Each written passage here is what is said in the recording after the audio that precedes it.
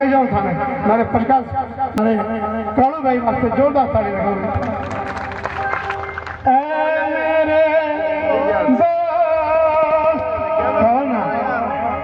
लौट कर आजा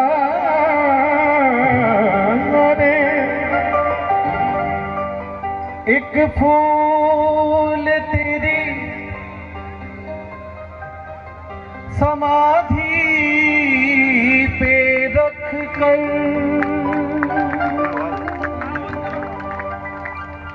पूजूंगा पूजूंगा तुझको जिंदगी। मालिक दुआएं देंगे,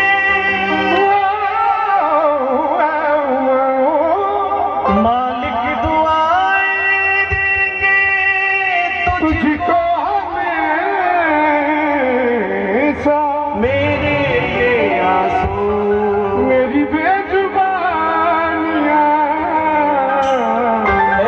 मेरे दोस्त लौट के आजा, बिन तेरे जिंदगी अधूरी है।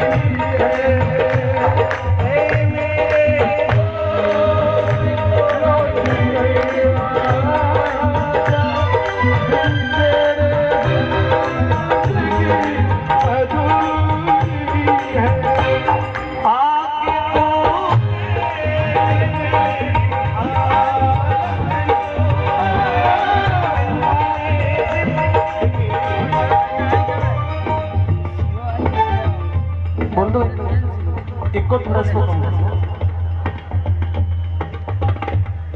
हमने नहीं सोचा था कि ये दिन हमको देखने को मिलेगा, और राजस्थान के किसी भी कलाकार ने ये कभी नहीं सोचा था कि उनके लिए हम गाएंगे।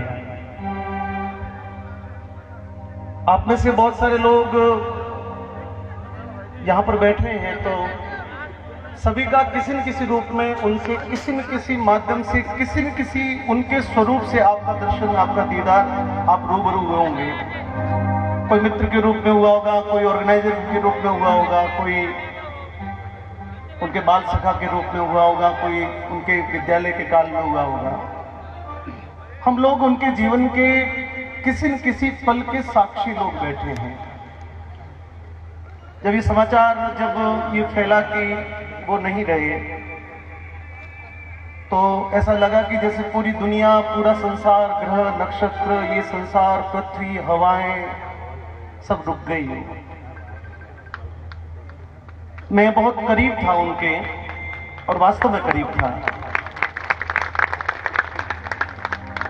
उनके जीवन की कुछ विशेषताएं थी जो शायद उनके गांव के लोग या उनके परिवार के लोग या उनके बहुत करीब के लोग उस बात को जानते हैं। उसमें से एक बात का साक्षी मैं हूं, क्योंकि जब भी मुझे वो फोन करते थे तो सिर्फ और सिर्फ अपने मन की बात करने के लिए फोन करते थे, और उनकी एक आदत थी कि जब तक फोन रिसीव नहीं होता था तब तक वो लगातार फोन करते थे, भले आधा घंटा, घंटा भर।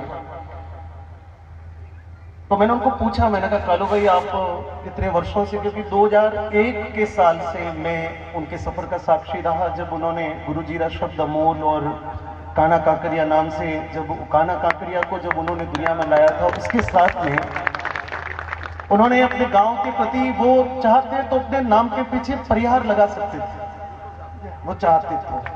जब कैसेट पे फर्स्ट बार में जब कैसेट पे लिखा जाता है यदि किसी ऑडियो पर, तो वो उसका सरनेम, वो जो चाहता वही लिखा जाता। फर्स्ट बार में कंपनी पूछती कि आपके पीछे क्या लिखना है, तो वो चाहते तो परिहार लिखा सकते थे या अपने मन से कुछ भी नाम लिखा सकते थे। लेकिन उस आदमी की इस गांव के प्रति श्रद्धा रही कि उन्होंने अपने नाम के पीछे लिखने या लिखना तय किया, और इस लिखने गांव को पूरे विश्व के सामने उन्होंने इस गांव को चमका दिया, रोशन किया।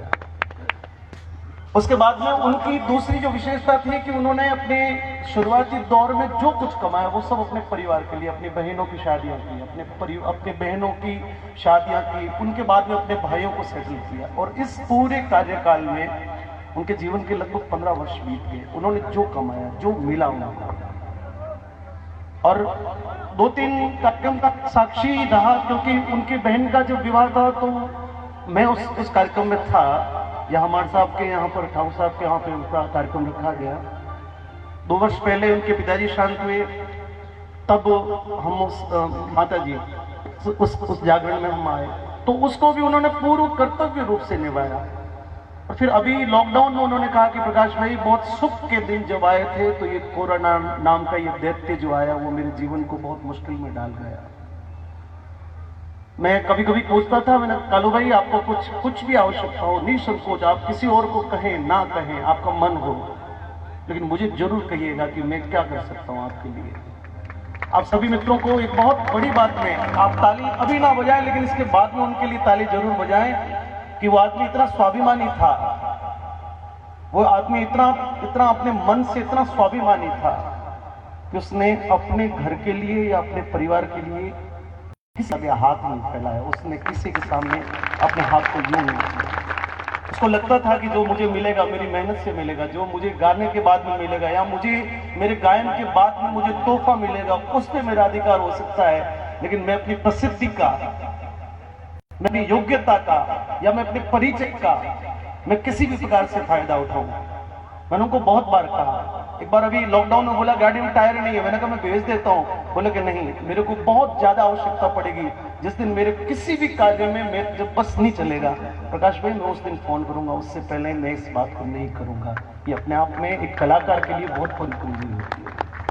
आप सभी लोग आए हो और वो ऊपर बैठा बैठा हम सभी को बहुत आराम से फकीर के जैसे वो हंसता हंसता हम सबको देख रहा है। ये मेरा विश्वास है, क्योंकि वो मौज में चला गया, वो मौज में चला गया और वो जीते जी मौज में था, वो जीते जी फकीर के रूप में था।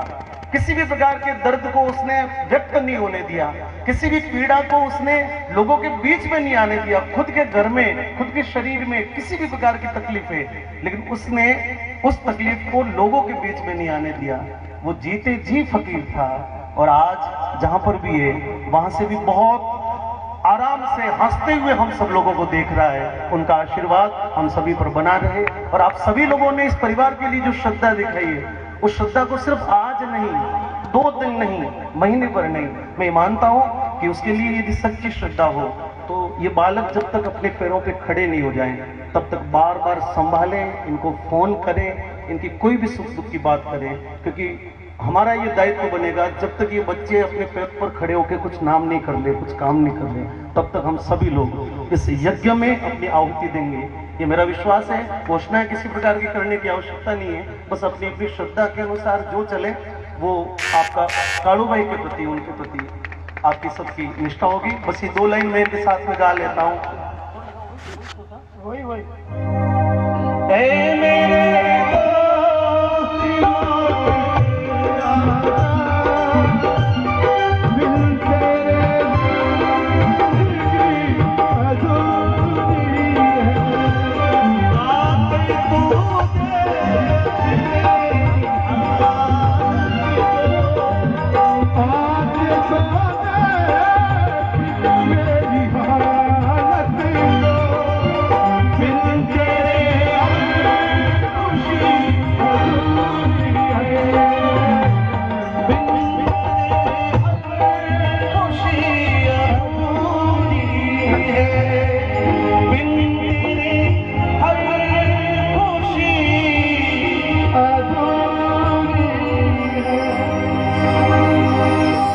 सिंह जी, हम बैठे हैं लाखोटिया के कार्यक्रम में। आप सभी लोगों को बस एक छोटी सी बात करके अपनी बात को मैं तो समाप्त करूंगा कि बहुत वर्षों तक लाखोटिया महादेव का जो राज्य स्तरीय, राष्ट्रीय स्तरीय मेला होता है, उसकी जो बिगनिंग है, उसकी जो शुरुआत है, वो कालू भाई करते थे। सरस्वती वंदना उनके खाते में फिक्स लिखी होती थी, वो हमको याद है। ताली बजाओ इस बार। तो वहां पर आप सब लोग में से कोई गया हो शायद, लेकिन यहाँ जो जितने भी हमारे गायन वादन से संबंधित लोग बैठे हैं, वहां पर सामने जो दर्शक दीर्घा बनती थी, उसमें बीच का जो जगह थी वो उसको वीआईपी, जो मेहमान और विशिष्ट लोग जो होते थे उनके लिए बैठने के लिए वो स्थान मुक्त किया जाता था। तो जो भी राजनीति से जुड़े हुए या जो भामाशाह लोग हैं या जो समाज में अपनी प्रतिष्ठा रखते हैं, उन लोगों के लिए बैठने के लिए। संजोग से ये दलपत जी हमको, मनचला जी को, विष्णु भाई को, इनको भी आग्रह करते थे। आशा जी बैठे हैं, गजेंद्र जी हैं, तो जो भी वहां पर वरिष्ठ जो दिलीप भाई है, मैं सबके नाम लूंगा तो लंबा हो जाएगा, आप अन्यथा नहीं लें, पर जो भी वरिष्ठ तब तो इनको लगता था कि उस दर्शक दीर्घा में वीआईपी जगह पे उनको बिठाएं। तो वो भाई भी आते और वो अपनी मौज में आते थे, अकेले नहीं आते कभी, वो 5-10 लोग अपनी गाड़ी में मस्ती वाले लेके आते थे। तो हम बहुत आग्रह करते थे कि कड़वई हमारे साथ में आकर बैठो, लेकिन वो हमेशा अपनी मौज में, अपने आए हुए साथ में लोगों के साथ में अलग ही अपनी मस्ती में बैठते थे। ये भी अपने आप में अपने लोगों के प्रति उनकी श्रद्धा थी। और अभी जब यहाँ पर दलपत सिंह जी आए और हम लोग बैठे थे, तो मैं सच कह रहा हूँ कि मेरा भी थोड़ा सा मानसिक अभी ये कोरोना के कारण से ठीक नहीं है। थोड़ी देर के लिए मैं भूल गया, मुझे भी लगा कि शायद लाखोटिया के कार्यक्रम में बैठे हैं, मनचला जी इधर बैठे हैं, दिलीप भाई इधर बैठे हैं और कालू भाई उधर पीछे बैठे हुए, ऐसा एक विचार आया मन में। लेकिन अचानक से जब उनकी तस्वीर देखी, फिर याद आया कि